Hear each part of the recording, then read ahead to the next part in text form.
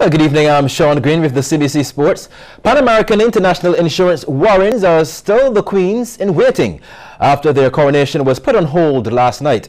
Warrens are seeking to repeat as champions of the Goddard Enterprises Limited Women's Division 1 Volleyball League, and victory against Burger King Clapham Toners would have secured the title. However, a leak developed in the roof at the Kensington Barn due to persistent rain.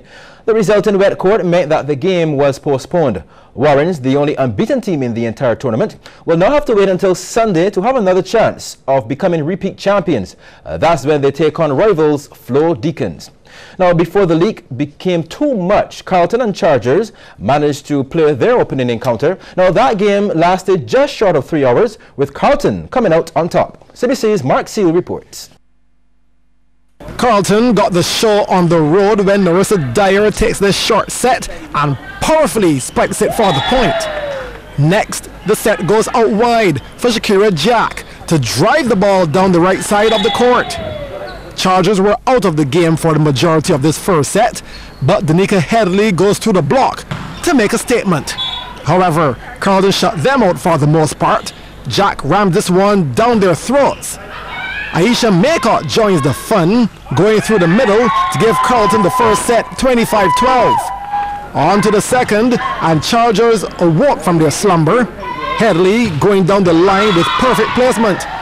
Then she brought the finesse part of her game, dinking over 2 Carlton blockers. Carlton were losing control in the set, but Maycott put her hand up to solve the problem as she scores in the backcourt.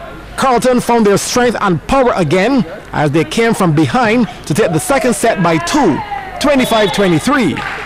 In the third, Chargers were now fully awake and ready for battle as Ronald Ben lobs this one into the empty backcourt.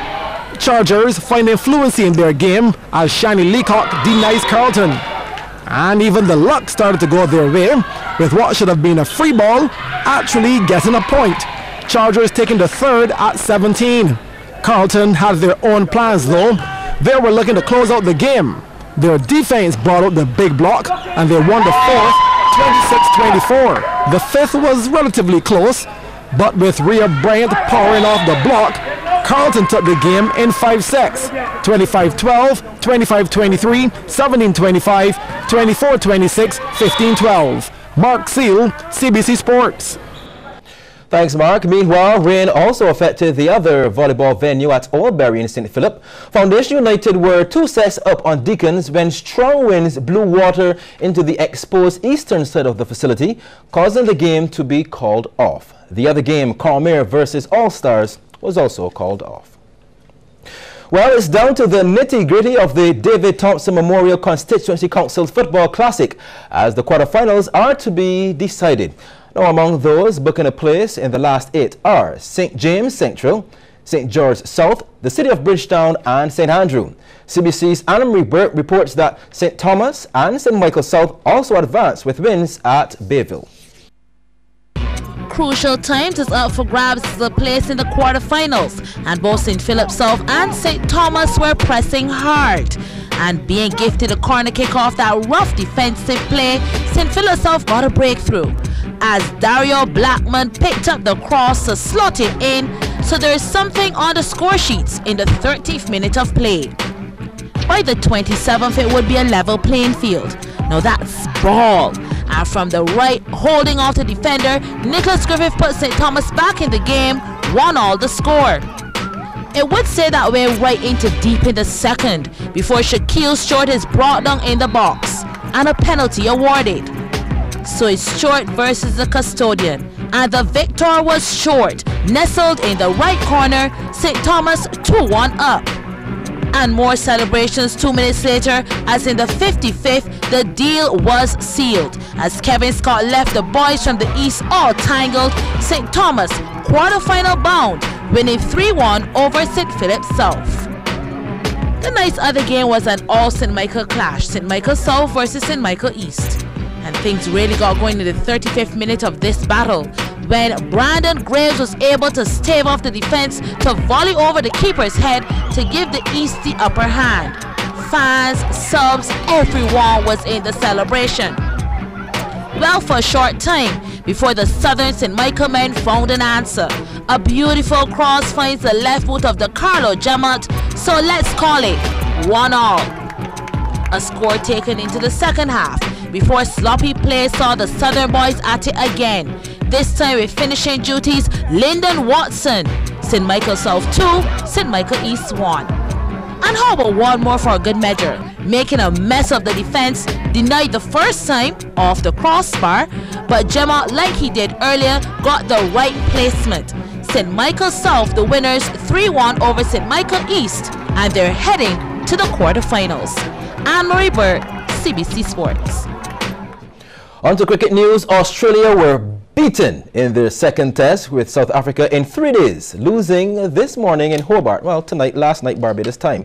After day 2 was washed out, the Aussies were beaten on day 4 by an innings and 80 runs. Scores: Australia 85 and 161. Kyle Abbott took 6 for 77. South Africa 326. South Africa, they lead the 3-match series 2-0. And CBC's Mark Seal now have 2 more examples of great Bajan sporting moments.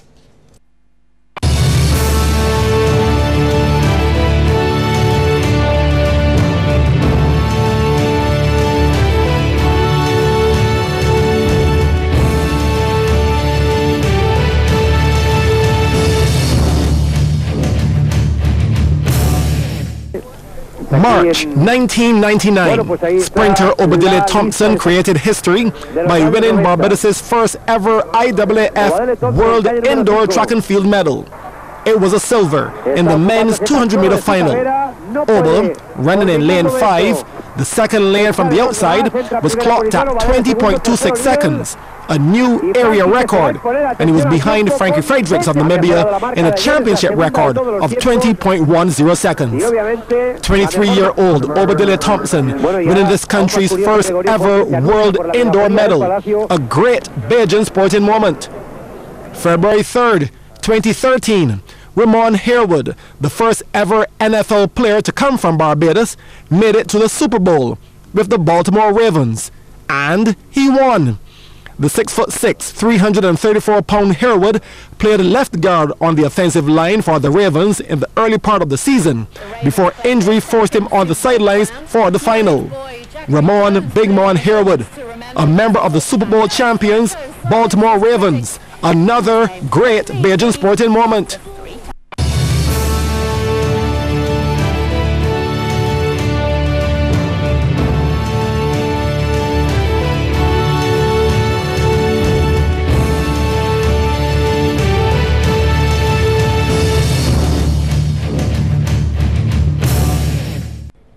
Well, that's a look at sports. Shane returns with a look at the business.